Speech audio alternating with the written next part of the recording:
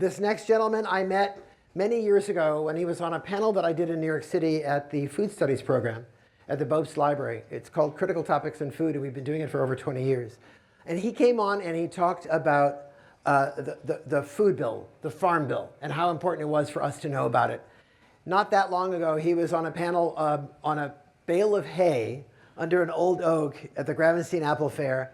And as I was asking each of the people on the panel what they really wanted more of in Sonoma County, and it got to this gentleman and he said, soup.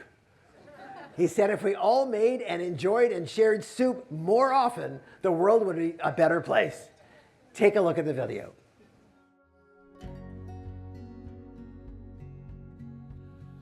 My name is Dan Imhoff. I'm the president of the board of Wild Farm Alliance. Our mission is to bring nature back to farms. So the Wild Farm Alliance was really kind of born of a bridging of conservation biologists who deeply care about wide-ranging species and healthy landscape level conservation, and sustainable agriculturalists who are really trying to view the farm as more than a production unit, but as like a healthy living ecosystem. They were trying to create habitat solutions to agricultural problems, and we're beginning to show that there is only one way forward, and it's biodiversity and diversity of all forms. You could really simplify wild farming by saying, there's basic pillars like keeping plants on the ground all year long by always having some kind of source of nectar, some flowers, by having native trees and shrubs throughout your landscape. Farms have to be viable, but farms don't have to be ecological sacrifice zones. What's good for the insects is good for the birds. What's good for the birds is good for the fish. What's good for the fish is good for all of the creatures that use that waterway, including the predators that we need to really have a healthy, integrated ecosystem.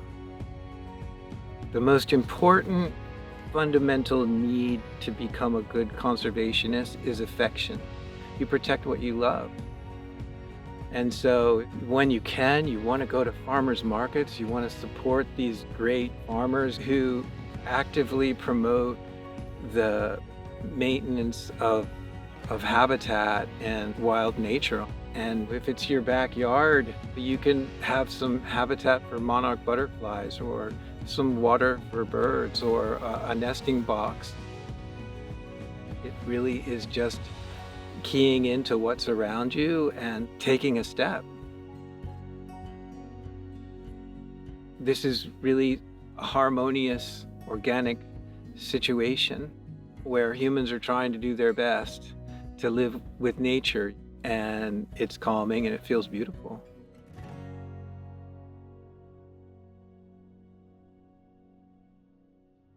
Ladies and gentlemen, Dan Imhoff.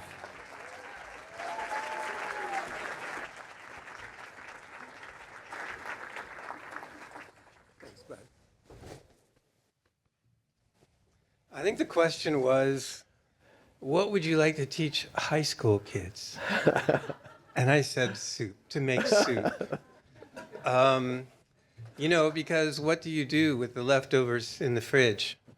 And especially, making beautiful soup is the start.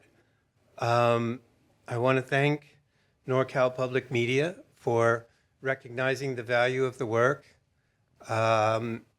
I really appreciate it. My wife, Quincy, my family's here, incredible table. And I'd just like to leave a couple visuals about the work of the Wild Farm Alliance. I helped to found that organization 25 years ago, at 26 now, and this is my last year on the board. But we have a really big vision, and we have a really good plan for the future. It involves three pillars.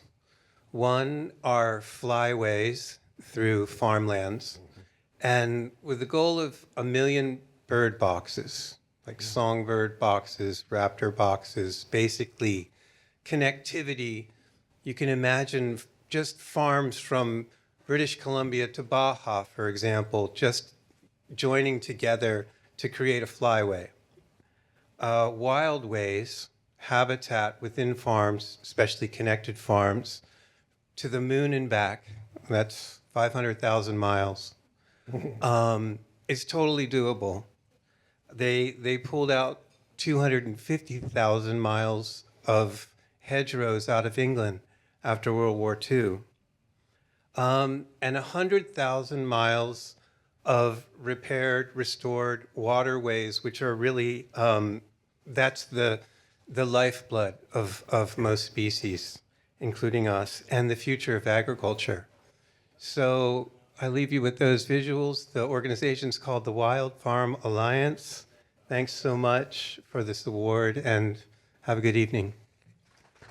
Thank you.